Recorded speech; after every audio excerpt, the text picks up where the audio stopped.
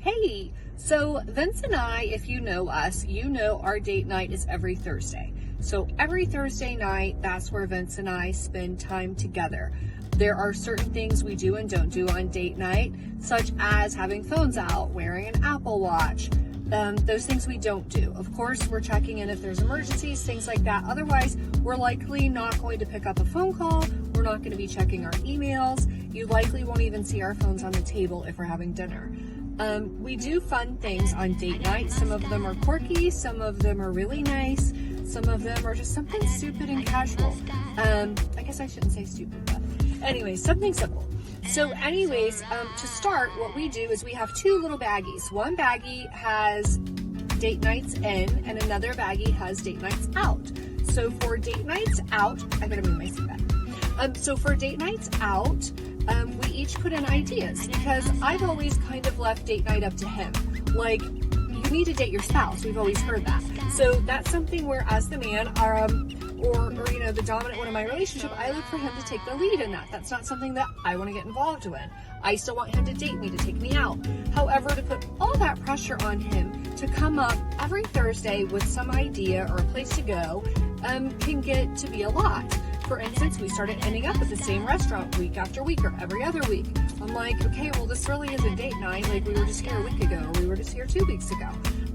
Let's kind of kick it up.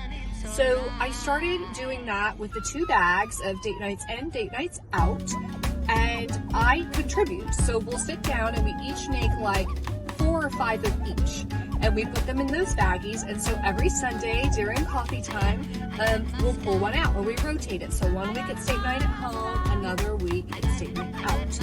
And so we pull from there. He always shakes the bag up and does that, and then I'm the one that gets to draw it, and then once I draw it, he reads it. Now, is he still in charge of kind of taking the lead on that? Absolutely, he does that, and I love it, and it gives me like those little warm feelings that we all like on our date night.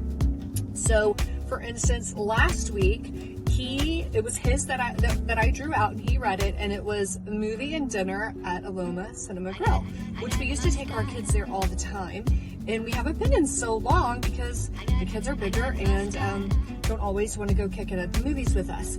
So we went, and it was just the two of us, and it was kind of weird going there without the kids, but it was also awesome. It's like, well, this is cool. This is something different we haven't done on date night. And if you haven't been to the Aloma Cinema Grill, whether you go with kids or date or the girls, it's just so fun. It's off of Aloma near Lakemont. It's very clean. The food is kind of like good bar food. Don't go there expecting to be healthy unless you want to get a boring salad during the movie, then feel free. We got the nachos. Of course, I have them put the chili on the side because I'm not going to eat that. And I get extra jalapenos and I eat them all. We got a pitcher of beer. I brought my blanket because it's always cold in there, and the kids used to do that. So just bringing your blankie and snuggling up. It's fun. So that was a really cool date night. So I'm going to post some pictures, just a couple. Again, we don't have our phones out, so there's usually not a lot of pictures. But for anybody that's kind of in a rut or just like thinking of something else to do, whether you're having the opportunity to go once a week or maybe once a month, maybe you can get some ideas from our date nights. And if you do, I would love to hear about it. Take care.